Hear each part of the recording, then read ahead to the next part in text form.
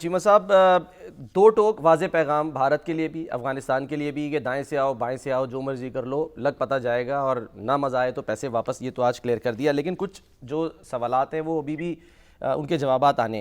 ये जो आज पूछे गए 7.2 अरब डॉलर का अमरीकी असलहा छोड़ा गया, उसका यानी कि क्या किया जाए, उसका तदारुक क्या है। दूसरा, ये जो बॉर्डर बंद है पाक अफ़गान और उससे तिजारत मुतासर हो रही है, क्या इसकी कोई अहमियत नहीं है? देखिए, बिल्कुल अहमियत है, लेकिन सवाल ये पैदा होता है कि वो जो इल्लीगल स्पेक्ट्रम और स्मगलिंग थी, उससे ये सारे दहशतगर्द जमातें भी तो फ़ायदा उठा रहे थे।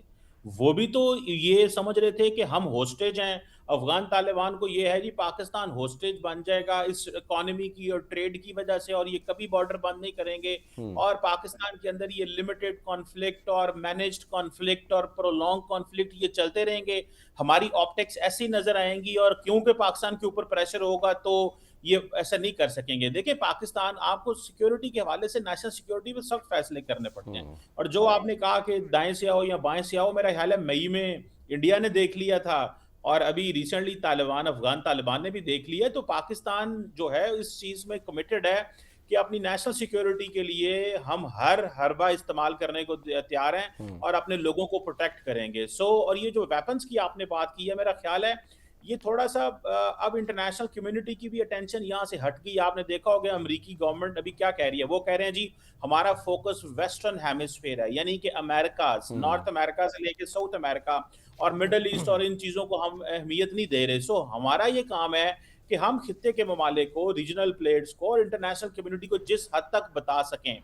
देखें, अगर एक अफ़गानी वाशिंगटन में वहां पे ट्रूप्स पे फायर करता पकड़ा गया है तो ये उनको पता होना चाहिए कि अफगानिस्तान किस तरह का है और हम क्या फेस कर रहे हैं। ठीक है। ताजिकिस्तान को भी यही फेस कर रहा है, ईरान, पाकिस्तान और सारी दुनिया कह चुकी है कि ये जो वेपन्स है ये यहाँ पे दहशतगर्द जमातों के हाथ में लगा हुआ है स्वाय भारत के। और दूसरी बात, एक जो कमिटमेंट इन्होंने दोहा में की थी वो पूरी होनी चाहिए और सही। हमें बार बार अमरीकी हुकूमत और दुनिया को ये कहते रहना चाहिए कि तालिबान जो है वो किस डायरेक्शन में जा रहे हैं। मेरा ख्याल है कि नेशनल सिक्योरिटी पे कोई कॉम्प्रोमाइज नहीं है और ये ट्रेड को बहाना इस्तेमाल नहीं किया जा सकता इस चीज पे कि जी पाकिस्तान जो है वो कारोबार तो होगा ही होगा। बिल्कुल कारोबार होगा, लेकिन हमारे लोगों की जिंदगियां भी उतनी इंपॉर्टेंट है। 4 अरब डॉलर की आप ट्रेड कर लें, 3 अरब की, जो कि बहुत जरूरी है, एक रुपया जरूरी है कारोबार के लिए, लेकिन ये नहीं हो सकता कि उसके बदले आपके हजारों लोगों को जो है वो शहीद कर दिया जाए।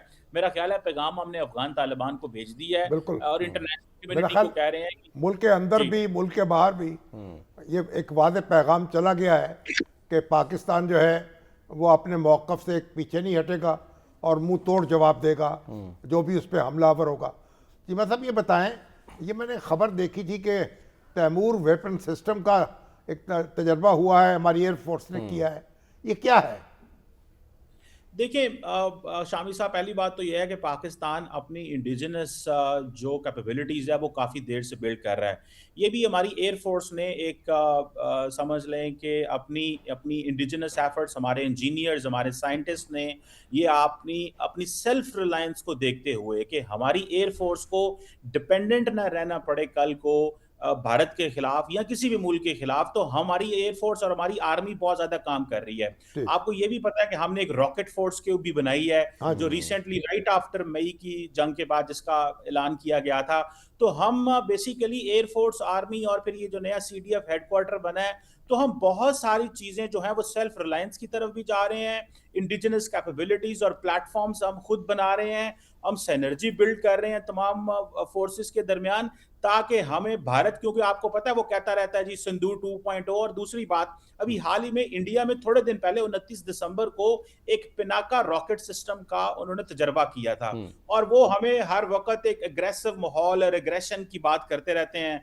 उनका दिल करता रहता है कि जिंगोइज्म, वॉर मॉन्गरिंग और नरेंद्र मोदी साहब के वो पॉलिटिकल मॉडल को क्योंकि पसंद है, तो वो इस तरह की चीजें करते रहते हैं। तो पाकिस्तान बहुत सारी अपनी इंडिजिनस कैपेबिलिटीज पे काम करता रहता है। तो जो उन्होंने पिनाका का तजर्बा किया, तो पाकिस्तान ने बताया कि ये जो तैमूर वेपन सिस्टम हम लेके आए हैं, ये हम भी बहुत सारी चीजों पे काम कर रहे हैं, लेकिन इसका जो सेंट्रल गोल है, जो मुझे समझ है शायद, वो ये है कि हम अपनी डोमेस्टिक कैपेबिलिटी बिल्ड कर रहे हैं। हमारी एयरफोर्स, हमारे साइंसदान, हमारे जो एक्सपर्ट्स हैं वो कैपेबिलिटी रख सकते हैं कि हम हर वक्त भारत के खिलाफ जो अपने इंडिजिनस वेपन्स बना सकें। और जैसे JF-17 थंडर है, अभी आज जब मैं देख रहा था कि बांग्लादेश के एयरफोर्स चीफ पाकिस्तान आए हुए थे, पाकिस्तान उनकी लोगों को ट्रेनिंग भी दे सकता है, उनकी हेल्प भी कर सकता है, तो तमाम ऑप्शंस ऑन द टेबल होती हैं।